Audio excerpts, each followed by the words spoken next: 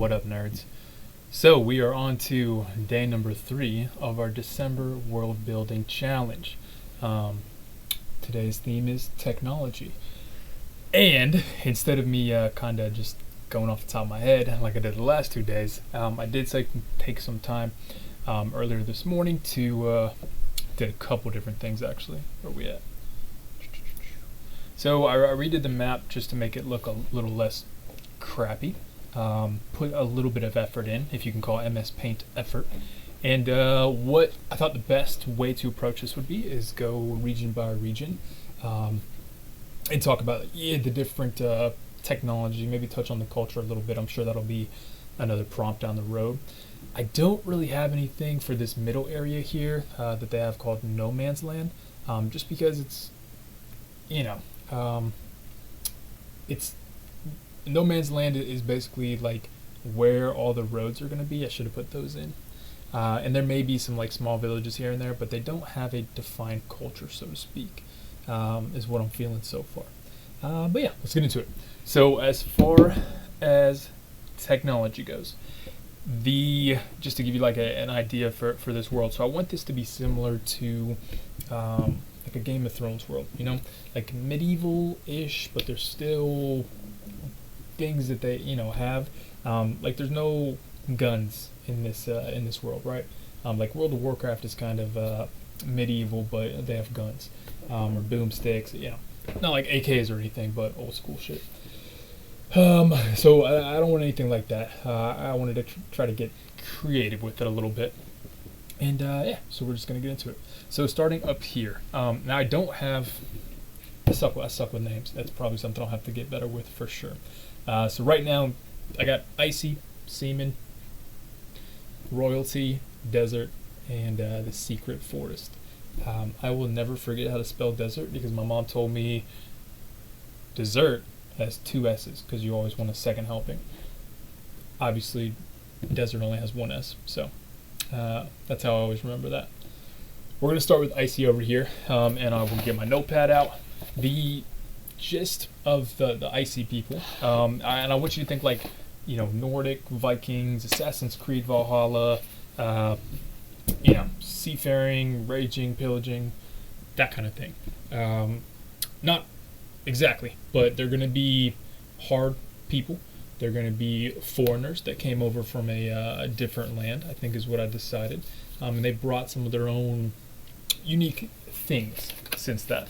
One of the coolest things I've seen recently is on Reddit the other day. They had they have like people that do VR videos, which is always cool to watch because I don't have anything VR right now. And this guy had like these axes attached on his forearms, and he would swing it up, and it would like land in his hand. That shit looks so badass. That I need every single one of these guys to do something like that. Like they keep their weapons on their forearms at all times, so that way they can fight, throw a little forearm, get a knife cut or something, and then they can pull them out. It might be impractical. I might change it later, but I really, really love the idea of it.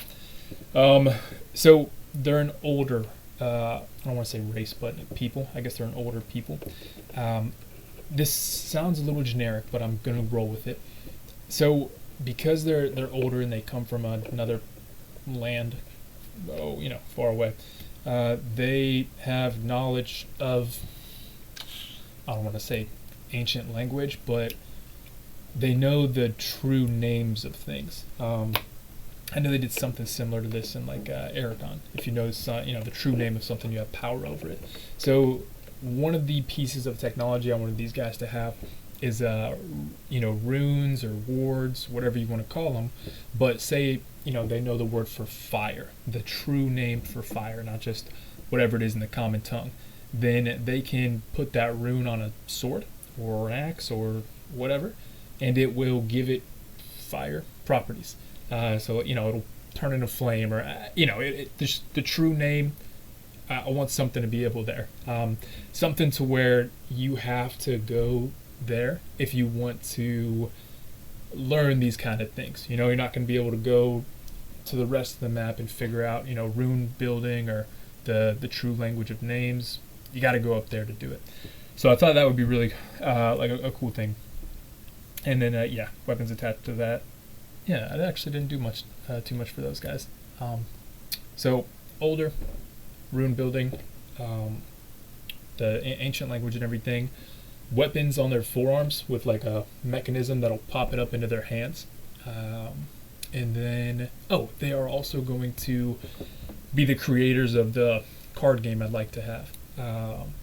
You know, I don't know the specifics for it yet, but it's something that they do when they're, you know, in their meat halls and drinking and being jolly. So that's the icy people. The seamen are the fisher folk, the sailors. You see up here, there's like a little dotted line above the seamen. So I wanted to show where their territory originally was, because the deal with these guys is, you know, they were prosperous, they were, you know, in bed with the royalty, both, you know, great kingdoms, and the king of the seamen decided to, you know, hold a feast after a great victory and boast that he was the ruler of the ocean, or what the fuck ever. And the god of the ocean is going to smite that mofo. He's gonna, you know, bring a giant wave crashing down. I don't want these gods to be just like a-holes. I want them to be, I guess, fair, but what's that called? Just? You know, like lawful neutral, I guess is the best way to put it. So while the king is the only one, you know, boasting and being sacrilegious, that's not the word, blasphemous, the people aren't doing that, but they are there cheering, mostly because they just want a good battle. You know, the people do that kind of thing. So the god of the ocean brings in a wave, and that's why this peninsula here is now just completely almost surrounded by water. Like it looks like it'll break off into the ocean at any moment. And they've had a lot of bad luck. They, you know, the sailing doesn't go as well anymore. So he just, the one thing I wanted to reiterate, that God killed one person, but he did take away a bunch of land and, you know, dry up a bunch of other stuff. But the only thing he did was, you know, kill the king.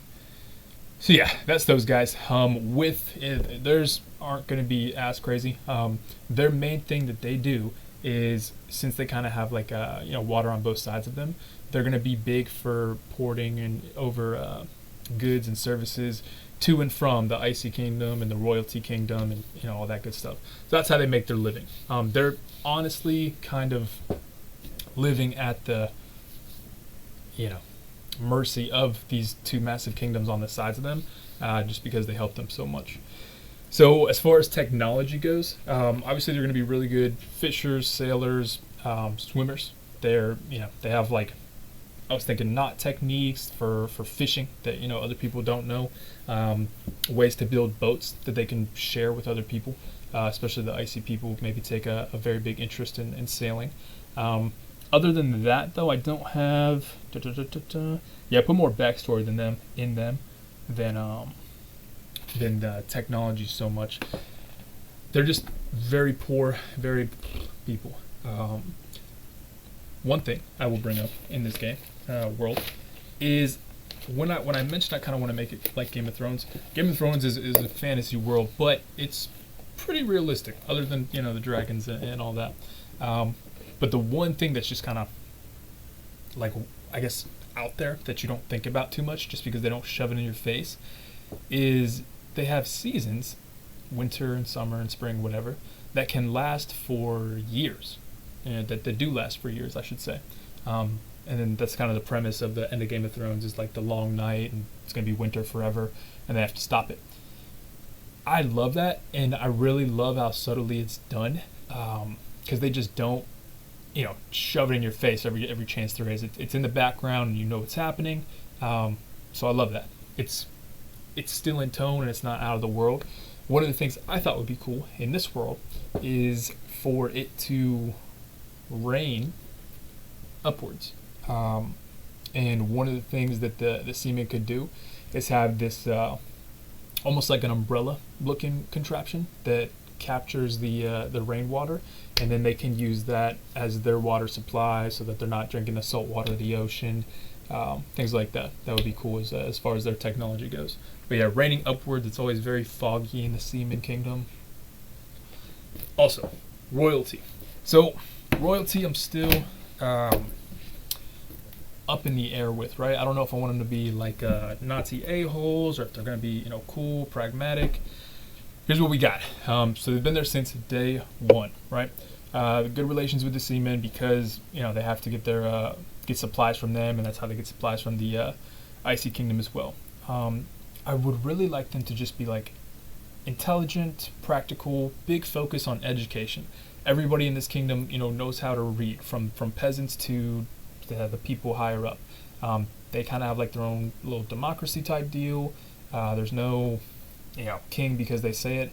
They're a bit more progressive than the rest of the world. One of the technological advances they have, outside of being able to, they kind of wrote like the common tongue, and other people will adjust to it because they're just the most populous kingdom. Outside of that, I thought it would be cool to maybe like up in the corner you have like a mine of sorts, and that mine has metal that is also a magnet. I don't know that much about magnets. I'll have to do some research. But the point of this is, I think it would be really cool for them to have, full metal shields, or maybe even just wooden shields with the metal on it. And that since that metal is magnetic, anytime they're fighting somebody and taking a sword to the shield, it sticks there, and that's like a big advantage they have. And then they can rip it off and kill people. I think that would be really cool. And that would be one of those things where they find out, because they're science oriented, doing experiments, learning and getting that knowledge, is a big thing that I would want for them. The desert people here, it took me forever to think of stuff for these guys. So one of the very big kingdoms, but they are very barren, sparse. There's not a lot of resources and everything. The way these guys survive mostly is this secret forest here has a ton of resources. So in exchange for protection, since the desert kind of overlaps it or outlines it, I guess, in exchange for protection, they give out the resources, and they protect them from everybody else. Not that they're getting attacked constantly, but it's just one of those things. Touched on yesterday, I think, what they do on the weekends. They hang out with each other and throw parties and say thanks for not letting us get killed, things like that. So for the desert people, man, I didn't write crap for them. So yeah, hot, dry, it sucks, but it's also very pretty. There's just not a whole lot out there. One of the things I thought would be cool is, since there's so much sand, it's not going to be like you can just, ride a horse in there or anything else. It would be cool if they had like, I almost say dune buggies, but something to where they could slide down dune hills safely, or even like I don't want to say a car or a bike, but something that lets them move in the sand faster than you would be able to on land normally. So still working out the specifics on that, but I think that would be cool and practical for them. And then also irrigation. So I mentioned earlier that it's going to be raining upwards. It's a desert, it's hot, it doesn't rain that much anyways. It would be very cool of them to have a system that sucks the water from the ground, and then maybe it comes up as like sprinklers instead.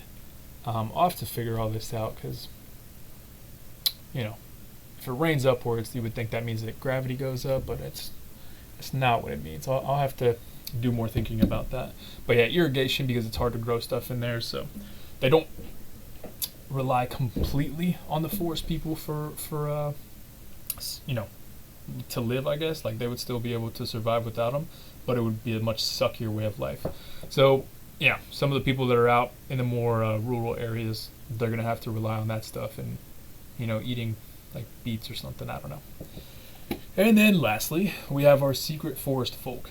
So I did a bit more on these guys and try to figure out like some technology and everything. So for these secret forest guys, the reason they want to be protected is because they're tiny, they're unassuming, but they do have some pretty cool technology. Now, originally I was thinking like Wakanda-esque, because they have, very cool electro, but that's not what I want to happen in this world. It's just, it feels like a cop-out if I say a meteor hit and they all got magical stones or some shit.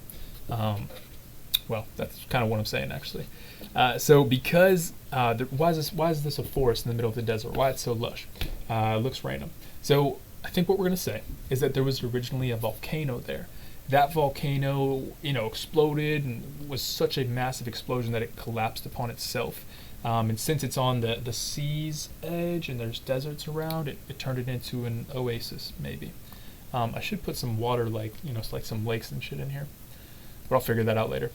Anyway, so it's a forest, lush, beautiful, green, vibrant, on top of a now dormant volcano, a dead volcano, if you will. So what is their super cool technology? Exploding rocks. I know, it's not my best idea, but I don't know, it makes sense. So they have all these rocks laying around, and these rocks will have volcanic metal fragments inside of them. If the fragments are broken or put too much pressure on them, then they explode. Big explosion. Now, with that being said, there's going to be a couple ways that they handle this, because you just walk around with a bunch of explosive rocks. So I think they have appointed people in their tribes that are going to very carefully hammer and chisel these rocks. Because let's say they have to hunt, right? Not going to throw a giant rock at a deer. So they put a little mini one in a slingshot and they fire it at it.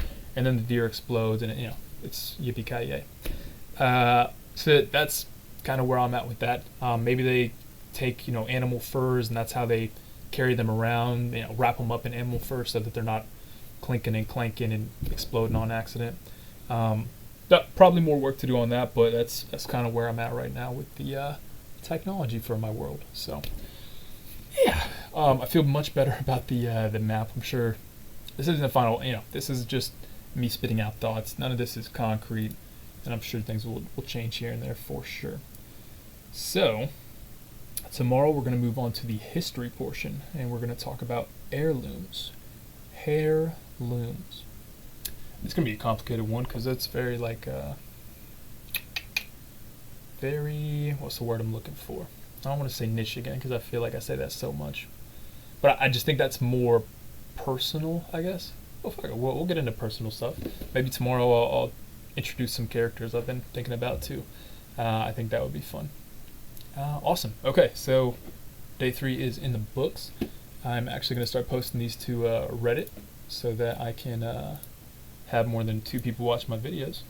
And yeah, that's all I got, guys. So if you liked it, let me know. If not, talk to you guys later.